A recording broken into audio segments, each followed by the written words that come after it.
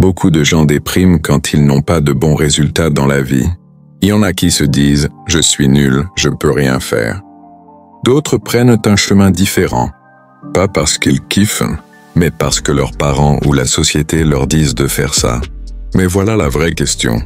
Si tu n'écoutes pas ta voix intérieure, tu peux vraiment te sentir accompli?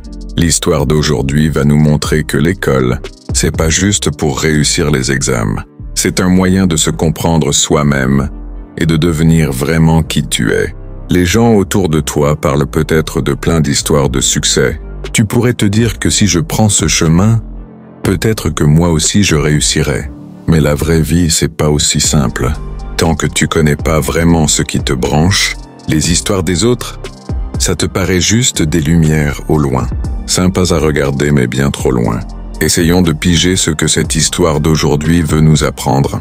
Au bord d'un petit village tranquille vivait un jeune gars appelé Sam. La vie là-bas était lente et calme. Sam, lui, était dynamique et joyeux, mais depuis quelques jours, il avait l'air inquiet et restait souvent seul. Cette année-là, Sam a fini ses examens de lycée, mais contrairement à ses potes, il ne cherchait pas à entrer à l'université. En fait, il n'avait plus envie d'étudier.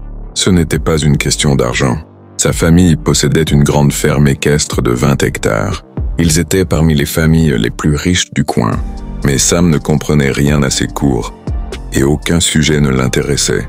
Du coup, il a décidé de faire une pause et de profiter de ce temps pour mieux se connaître. Un matin, en aidant son père, Sam a parlé de ce qu'il ressentait. Le père, Monsieur David, était un homme sage. Même s'il était d'âge mûr, il ne se mettait jamais en colère.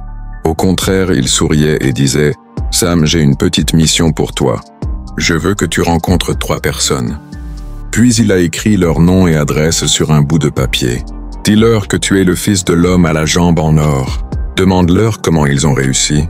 Leurs histoires t'aideront à trouver des réponses à tes questions. » Comme Sam aimait tous les métiers sauf étudier, ça a piqué sa curiosité. Le boulot de papa, il a demandé « Papa, pourquoi les gens t'appellent l'homme à la jambe en or ?» Son père a souri et a répondu « Tu vas apprendre ça avec eux. Mais souviens-toi, écoute-les bien. Je crois qu'après ce voyage, tu sauras ce que tu veux dans la vie. » Première visite, Monsieur et Sam est parti à cheval chez la première personne sur la liste. Sa maison était à environ 2 kilomètres là-bas. Sam a rencontré un vieil homme, costaud, et un athlète accompli, qui avait gagné plein de médailles. Quand Sam a dit « Je suis » le fils de Monsieur David, l'homme que tout le monde appelle celui à la jambe d'or, relança Monsieur Andrès avec un sourire chaleureux. De vieux souvenirs semblaient revivre dans ses yeux. Sam a dit qu'il voulait savoir comment Monsieur Ind était devenu un homme à succès. Monsieur Ind commença son histoire. J'étais 38e sur 40 dans notre classe. J'ai jamais été un bon élève. La seule chose que j'aimais, c'était le sport, surtout la course. En première année, j'ai bossé dur pour m'améliorer. En deuxième année, j'ai appris de mes erreurs. En troisième année, j'ai appris les meilleures techniques. Je n'aimais pas étudier, alors j'ai juste continué à courir. Je courais tous les jours pendant 5 ans. Après ça, j'ai gagné ma première médaille. Ensuite, j'ai enchaîné les victoires, course après course. En entendant ça, Sam était super étonné. Il a compris un truc important. La réussite, ça vient du fait de s'améliorer dans quelque chose. Peu importe quoi. Deuxième visite. Sam est allé rendre visite au deuxième pote de son père, Monsieur Thomas. Il se rappelait aussi qu'il devait demander le surnom de son père. Cette fois, il est arrivé dans un grand endroit moderne. Maison. Il était encore une fois surpris. Monsieur Thomas était le propriétaire du resto préféré de sa famille. Ils y allaient souvent.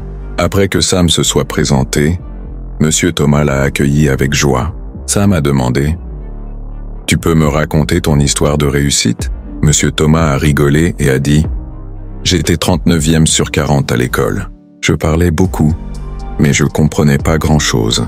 J'aimais juste 2 trucs, manger et parler. Comme j'aimais la bouffe, j'ai commencé à kiffer cuisiner. J'ai appris à cuisiner en faisant les trucs que je voulais manger. Un jour, quelqu'un a complimenté ma cuisine en disant « Tu devrais commencer à vendre ta bouffe. » La première année, j'ai pas fait de bénéfices, mais ma passion pour la cuisine m'a aidé à continuer. J'ai appris de meilleures recettes, de meilleures façons de vendre et comment attirer plus de clients. Après 5 ans, j'ai ouvert mon premier resto et aujourd'hui, tu peux voir qu'il a vraiment bien grandi. Sam était super inspiré. Il a compris qu'on peut réussir même sans avoir de super notes. Monsieur Thomas a souri et a dit « Pour réussir, tu n'as besoin que d'une seule compétence. Continue juste à faire ce que tu aimes. Un jour tu réussiras forcément. » Dernière visite, Monsieur Miguel. Sam était maintenant en route pour la dernière maison. Il se disait « Peut-être que cette fois, je vais rencontrer celui qui est arrivé 40e à l'école. » Mais à sa surprise, cet homme était le meilleur élève, premier de la classe. Pourtant, sa maison était beaucoup plus modeste que les 2 grandes maisons que Sam venait de voir.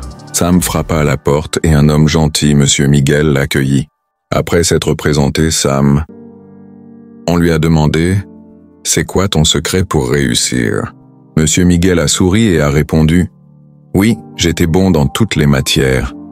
J'avais toujours les meilleures notes. Mais je n'ai jamais vraiment creusé un sujet en particulier. Je savais un peu de tout, mais je ne suis jamais devenu expert en rien. C'est ça mon erreur. Ne fais pas la même. » En entendant ça, Sam s'est tu, puis il a demandé des nouvelles de son père. Monsieur Miguel a souri et a dit « Ton père, David, il était 40e, dernier de la classe. » Puis il a ajouté « Un jour il est tombé. Il est tombé d'un cheval et s'est cassé la jambe. Il a dû l'envelopper avec un bandage en or. C'est pour ça que les gens ont commencé à l'appeler l'homme à la jambe en or. Mais même après cette blessure, il n'a jamais abandonné son amour pour les chevaux. Il a commencé avec une petite ferme équestre et maintenant c'est devenu une grosse exploitation. Ton père est un homme bosseur et déterminé. » Après avoir remercié Monsieur Miguel, Sam est rentré à cheval, le cœur plein de motivation. Il avait compris qu'il aimait vraiment travailler avec les chevaux, tout comme son père. Alors il a décidé qu'il allait aussi devenir dresseur de chevaux. Il voulait aussi en apprendre plus sur les animaux et l'agriculture, pour devenir plus compétent à l'avenir. Souviens-toi de ça, la clé de ton avenir est déjà en toi. Personne ne peut construire ton rêve à ta place. Si tu ne te comprends pas toi-même, si tu ne suis pas ta vraie passion, alors même si tu suis la masse, tu ne deviendras jamais vraiment toi-même. Si tu as compris cette histoire aujourd'hui, alors souviens-toi que c'est ton moment. Trouve ce que tu aimes, apprends-le, entraîne-toi. Un jour, le monde te connaîtra grâce à ça. Le travail. Les gens qui tracent leur propre chemin ouvrent souvent de nouvelles routes pour les autres. Alors, pourquoi pas toi?